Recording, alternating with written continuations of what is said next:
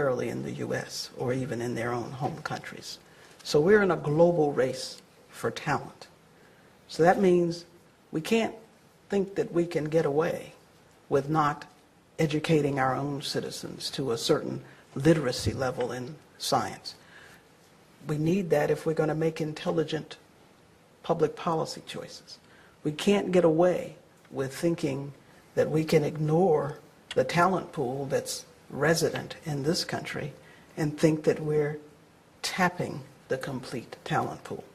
You know, I used an analogy with David Messina earlier today. You know, when I was growing up, you know, we used to do many things, hopscotch, you know, in the bad old days. This is before, you know, Wii and so on, right? But we used to also play marbles, the girls and the boys, you know, equal opportunity and whatnot. But you know what? To play marbles, you had to bring marbles. And that's the message. And as we think about that, we should think about the fact that our demographics have shifted. The new majority in the United States does now comprise young women and racial and ethnic groups which traditionally have been underrepresented in our most advanced science and engineering schools. And it is to these non-traditional young people to whom we also must look for our future scientists and engineers. The quiet crisis of which I speak is quiet because the true impact unfolds gradually over time. And it takes decades to educate a biomolecular researcher or a nuclear engineer.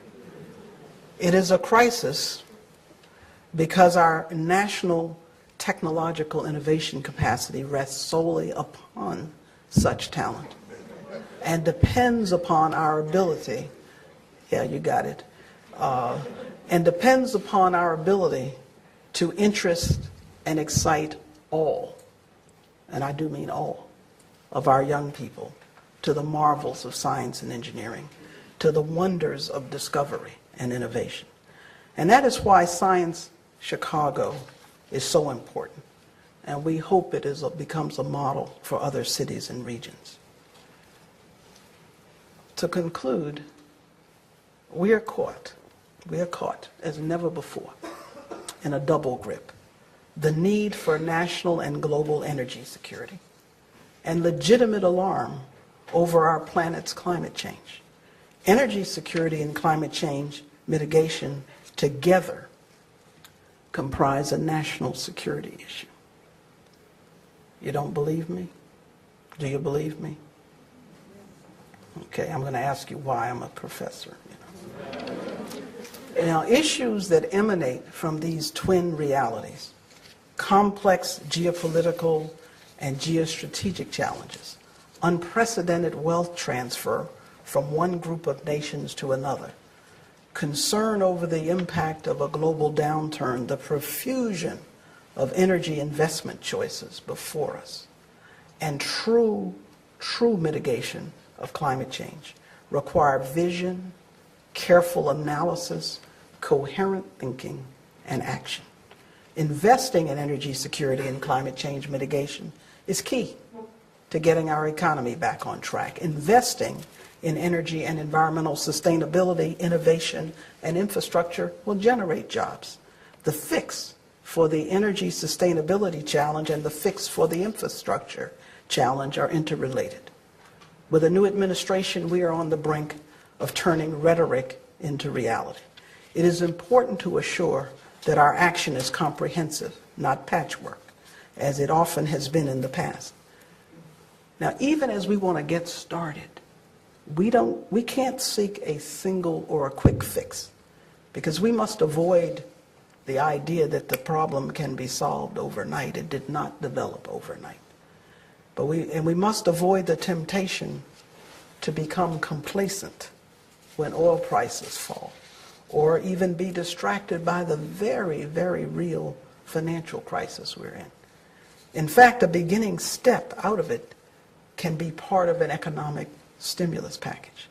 But this will require the full weight and leadership of the nation's chief executive. It will require strong, coordinated leadership in the Congress.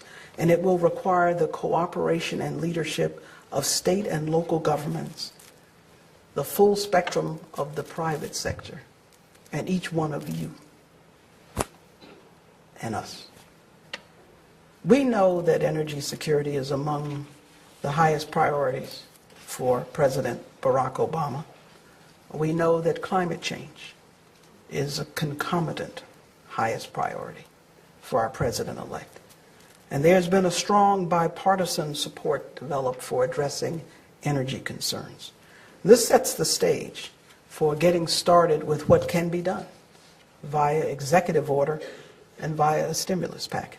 The important thing is to commit to a comprehensive energy security roadmap and to lay its foundations in the first 100 days of the new government. I look forward to it. I hope you do too. Thank you very much.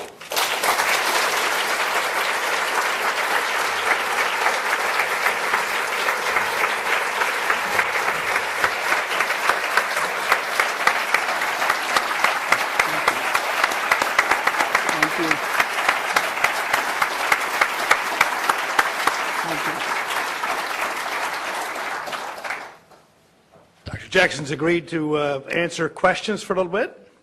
Questions, yes. I'm curious what your thoughts are about the fact that in the United States, we've never really gotten off the ground with nuclear renaissance.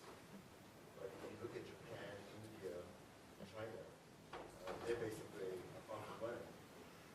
So one can see a world in which the United States basically has no nuclear involvement at all as our plants age and are decommissioned, whereas much of the rest of the world is going to be nuclear. Do you have any comments about that? Yeah, I think so. Well, I think there are multiple factors that have come together over the years to put us where we are. When we got started in the nuclear business, we got started in a way where we didn't really build the plants in an economical way. We had an interminable licensing process. And interestingly enough, something I learned as chairman of the NRC, we didn't appreciate what is referred to as the balance of plant.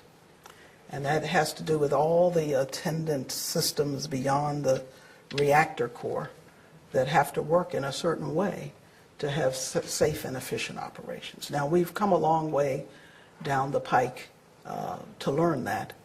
But with that, many in the nuclear industry got skittish about continuing down the pathway from a business perspective of building these plants. I think that has changed. We also had our own little nuclear accident at 3 Mile Island, and even though there were no known injuries or health effects, it was a serious watershed moment. And third, we've never been able to come to final concurrence on what we will do with spent nuclear fuel. The strength of the way we do things in this country, meaning the strength of our private enterprise, means as well, however, that we've never come to a comprehensive perspective about an energy strategy. Other countries have made that decision.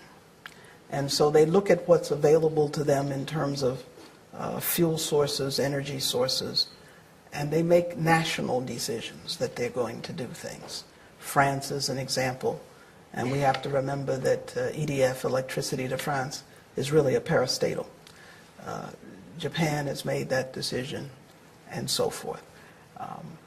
But I think a number of forces are coalescing, and that confluence, I think, creates both the crisis moment and the opportunity to really do something this time, coupled with a fundamental issue and that is on the page that links the challenges and with the fundamental interests of the new administration to do something in these areas. Of course, the new government is coming into power being hamstrung by the financial crisis.